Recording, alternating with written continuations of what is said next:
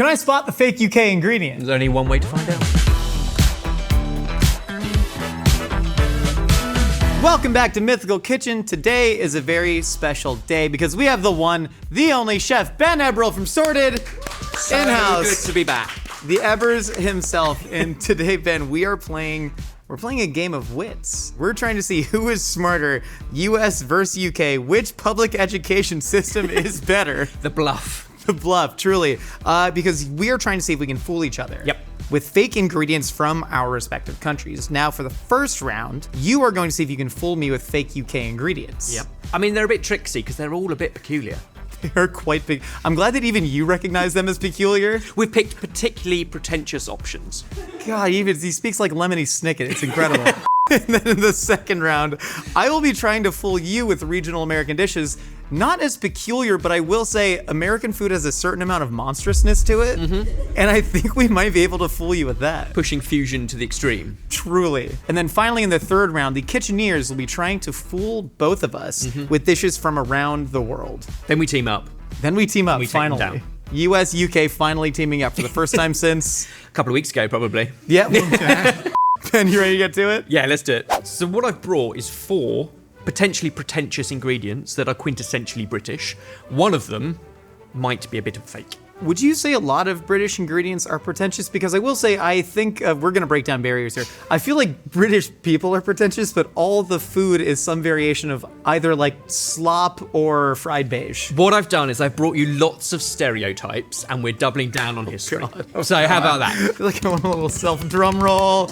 And what is it? And specifically, it's the thing between the radish and the cracker that we're looking at. This looks like, you ever watch like a TV show from the 1970s where they need to like style like a weird food? Like you watch Star Trek and they have like Klingon food and it's like, that's a chicken foot that you dyed purple. This is kind of what that is for me. It's lanolin spread. So I don't know if you've heard of lanolin. I've never heard of lanolin spread. So lanolin is essentially the fat or the grease that sheep excrete, which makes their wool waterproof. So in Wales in particular, we have a lot of sheep farming, a lot of lamb consumption in the UK. But basically, these sheep farmers are struggling and they've found a new way of creating, they do lip balms, but also edible food spreads using lanolin. One, this is a delicious little canapé, right? Yeah. Lanolin, I mean, that really does sound like something that would exist in the UK. Ever since I learned about what suet is, which is not, suet is like specifically like from the area surrounding the kidney. Yeah, around the organs in particular, and used in savory and sweet puddings and stuff.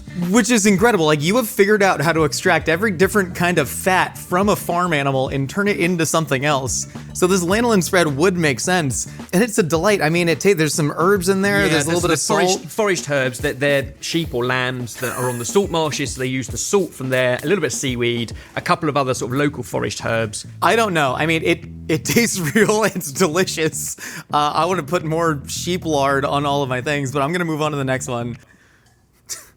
It's just a nice glass of lemon water. We call this spa water. They sell it for $14 at Equinox. I mean, perhaps we should have started with this one. Bottoms up. We've given you a gin and tonic. That's a delight, and I know gin and tonics are real. So the gin and tonic is real. Specifically, this gin is from Rugby. So it is the Rugby Distillery, which is a city in the UK. Okay. And what they've done is they've taken 12 delicious botanicals to put into their gin, and the 13th, the lucky botanical, is grass from the rugby pitch where the game rugby was invented. Okay, if that's not real, it should be, because that's awesome. Also, we have, remember when I said that like British people are more pretentious, Americans are more monstrous? We have something called Arby's Curly Fry Vodka. Yeah. Where, much the same. Where Arby's, which is our national historical treasure, they're the first ones to make beef taste like wet paper. And they put their curly fry seasoning in a vodka. So this, I mean, it's a delightful gin. I don't exactly taste the rugby grass botanical. I would say right now, if I'm leaning between the two, I would say the rugby grass gin is real and the lanolin spread is fake. But I'm gonna go on to the third. Let's see what we got. Crumpet! Yep, it's the thing on the crumpet we're interested in. Well, it's actually a muffin, so we've given you an English muffin toasted. English muffins and crumpets are the same thing. We know this. Go on. Crumpets have got holes in it. Otherwise, it's the jam on top or the preserve. Okay. So, damson preserve. This is real. I know this one. I've had damson gin. It's a damson gin. A damson is a weird wild plum thingy. And damson gin there's one called Mother's Ruin, and I drank it once. Damson preserve. This is from an estate in the south of England, in Somerset. And it's an old estate that is now owned by a South African billionaire who's basically turned it into a quintessential theme park of manor estates. And they do all sorts of preserves, and this is damson. They literally pick from the hedgerows. Can I eat this whole thing? Please do. This is just a lovely breakfast. It's good stuff. It's good, but it's no beefy bovril. If there's beefy bovril under here, I swear to God. Number 4. Sorry, the gin's hitting. This is a tennis ball? Yep, I figured given Wimbledon has just started in the week we're filming this, it felt relevant. What do you mean? It's a chocolate. Oh, it's a chocolate. It's actually choc on choc, so it's like chocolate wrapped on chocolate with like a little marshmallow inside. It's pretty cold, so you might break a tooth on it. It's quite dense, but go for it. I have soft teeth. Yeah, but maybe I should have. There we go. Would you recommend I crack it with a hammer? Got a hammer. Yeah, good luck. Okay. We've excavated. And then you got a little bit of the marshmallow inside, so chocolate on choc. And this is made by a father and daughter duo in the UK. They still make all the chocolates by hand. The father is an inventor, and he makes all the molds in his shed, and then she makes the chocolate, Belgian chocolate. You said Belgian chocolate? Yeah, so more on the milky side. I would have thought with like the UK's rich history in chocolate making themselves. We have Cadbury. I mean, it's no longer entirely ours, but they actually go for Belgium. I think it's that richer, milkier style that is more popular. The father, in his heyday as an inventor, invented the brush hedgehog that you put outside your back door to wipe your boots on before you go in. So really stiff, bristle brushes, and you basically rub your feet on it to get all the mud off before you go inside. Every British estate and country home has one outside the back door. He invented that, and he's still inventing moulds for his daughter's chocolate business. My instinct is to say that is the one that you and the boys made back at the Sorted Kitchen, and then packed up and flew it, 8,000 miles across the world. Talking of packing up, Go ahead. that's the lanolin. Oh, no. That's the gin. No way. That's the tennis ball. And that's the jam.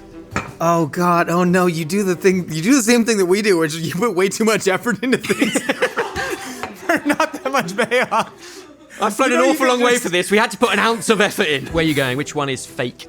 All of these are very convincing. There's not one that's obvious. The only one that I think I know properly is the damson preserves. Even that could be a red herring. I have this flag right here, and I have ultimately made my decision. I think you and the boys have made a very, very cheeky fake product that you think, by using your British erudite nature, can fool Americans into thinking that tennis is too fancy of a sport for us just because we haven't had a Grand Slam champion since Andy Roddick, 2004 US Open. Thank you very much. I'm putting this on Wimbledon, all the way over to Henman Hill.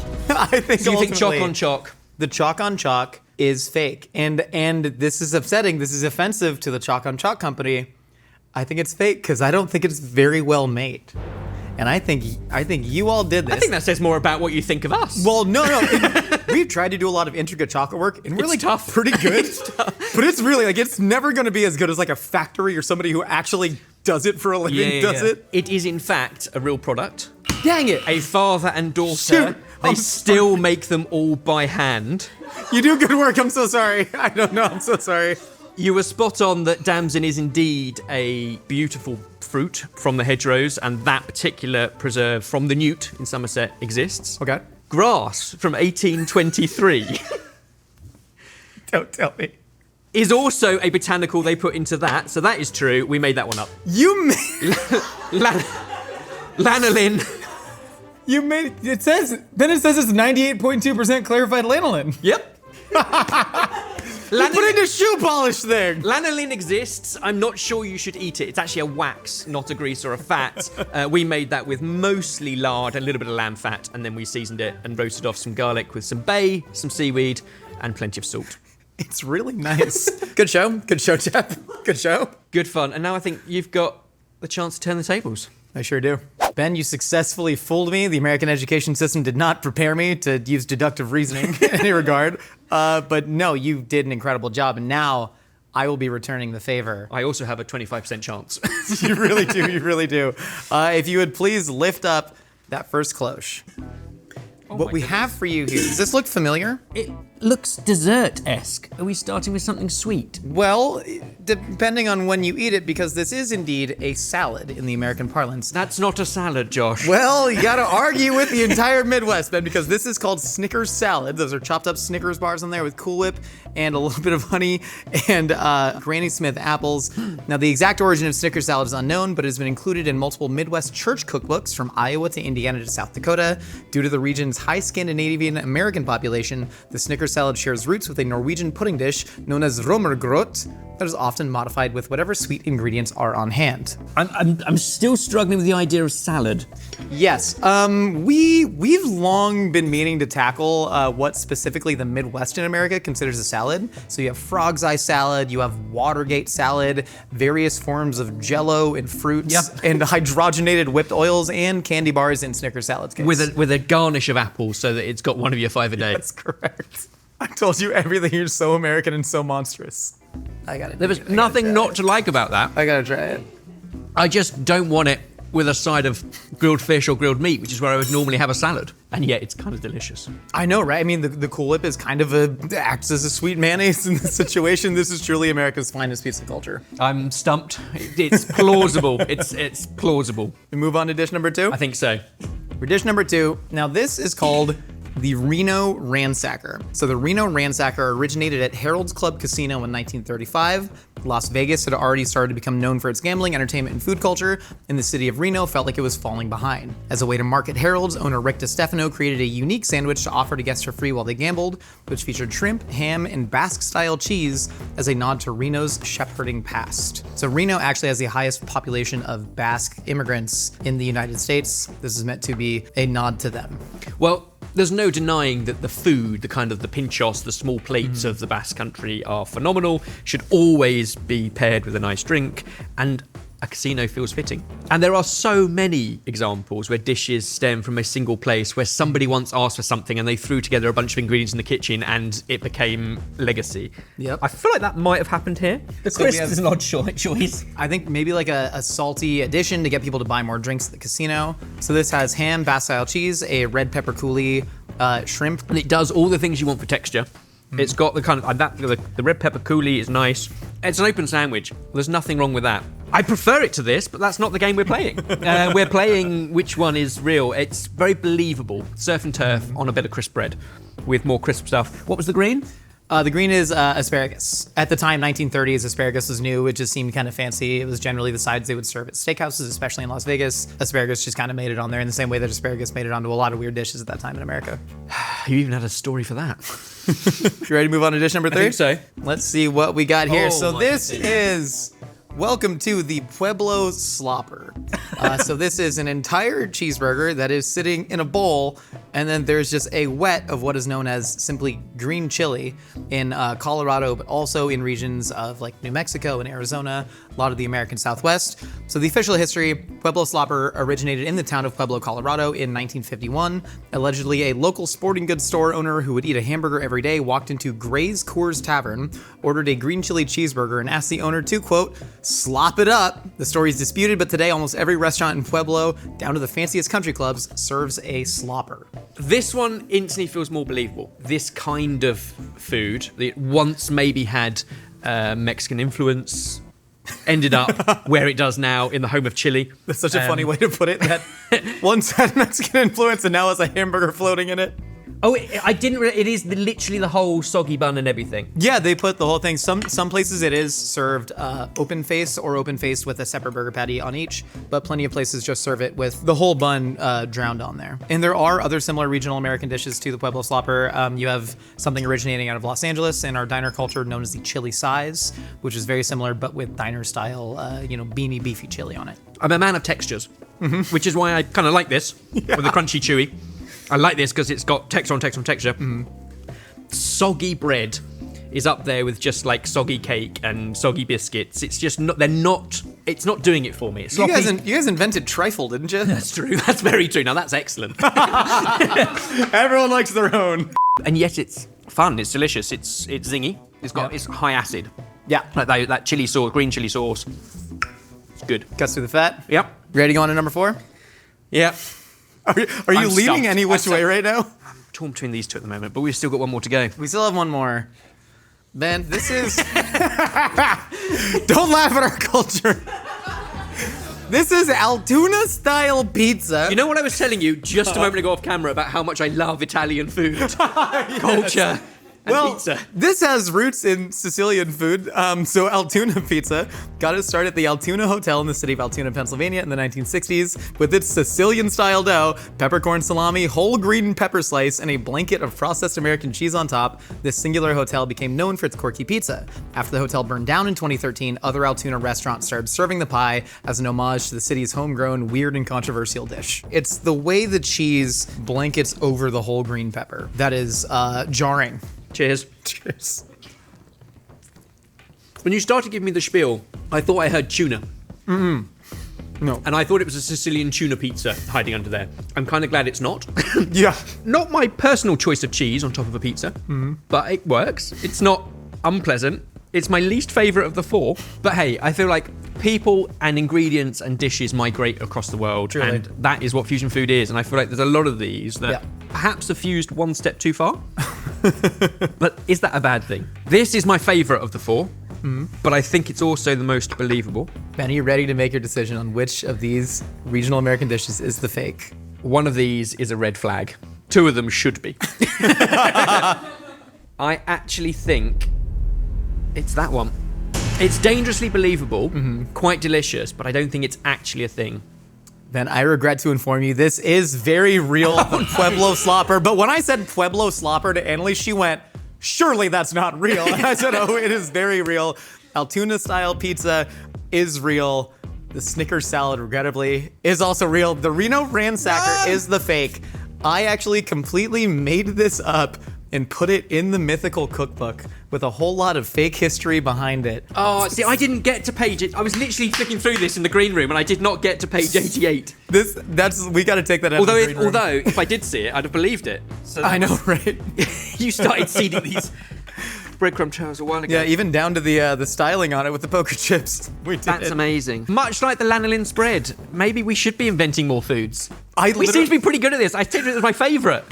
Who would have thought that you and I would be pretty good at cooking new inventive dishes? Subscribe to Sorted Food, everyone. Ben, we were once foes, now we are united. States and kingdom together. Finally at last. Lily, what have you done? There are 4 burgers from around the world, but one of them is fake. Good luck.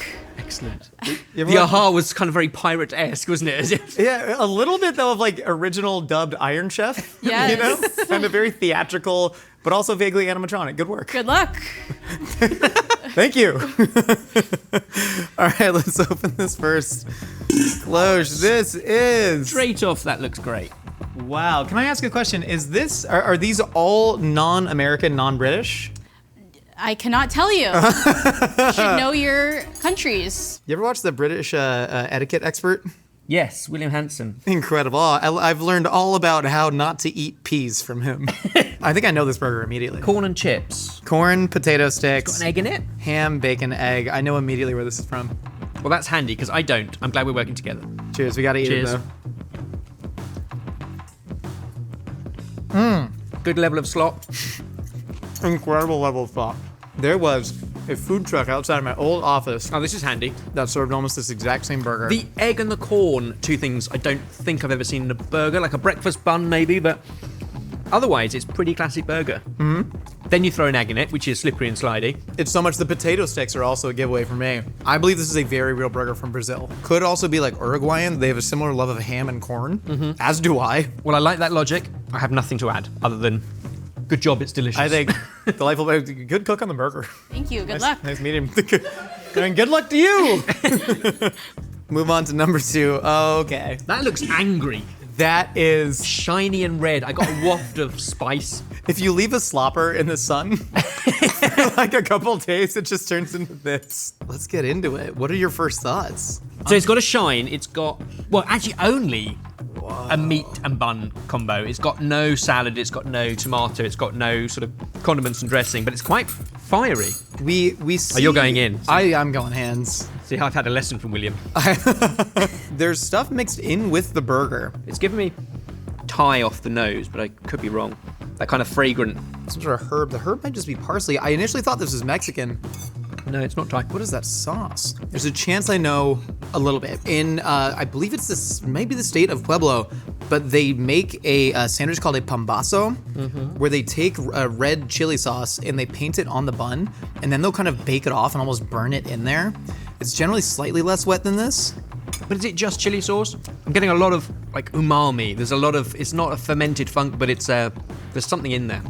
Listen, even if Lily like punked us with something that's supposed to be disgusting, this is delightful. I really enjoy what's happening here. It's tomato. It's really dense, rich, roasted tomato. Could this be one of yours? One of your people? No. But one of the spicier ones in Australia, where they're like influenced by like Greek something or other. It's got no spice. It's tomato based. It's herby. Why do I think it could be like Balkan? And like they do a lot of kind of like red tomato based things like Ivar. Pause for thought and move on to 3. Yeah, really. Man, it's starting to get Oh, spicy. that's not a burger. GD it.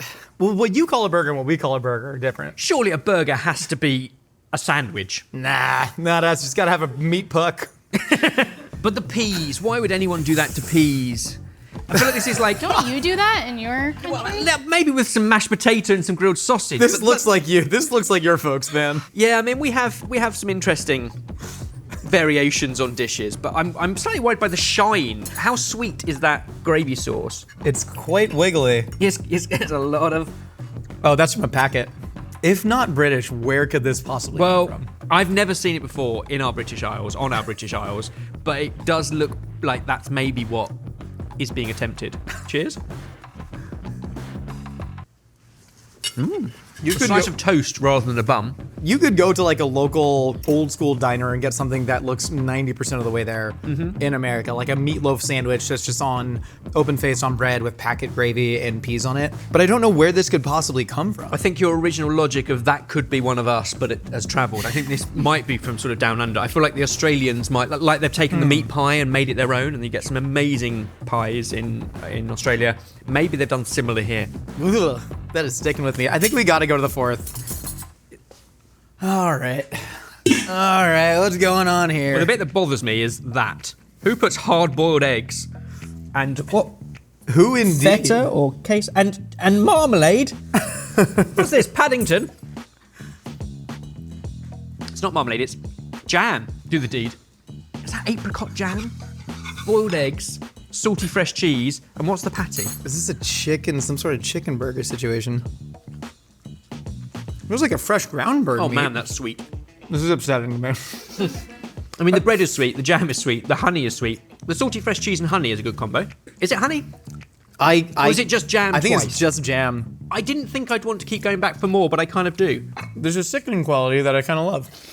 It's giving me almost goat's cheese. Turkey or chicken. Speaking of like your people kind of moving to places with more exotic climates and then making weird stuff, I feel like this reeks a little bit of South Africa in a way. You're spot on in the sense it's the only place I can think of where apricot jam would be in the pantry unless you're from maybe the south of France. And the French aren't doing that. The hard-boiled eggs are tripping me out because I associate hard-boiled eggs with South Asian food. You know what I mean? Yeah. Do a lot more with eggs. But than less the anything. fresh cheese. It's the fresh cheese that's throwing me back to the Mediterranean. Then the chicken or turkey combo comes in.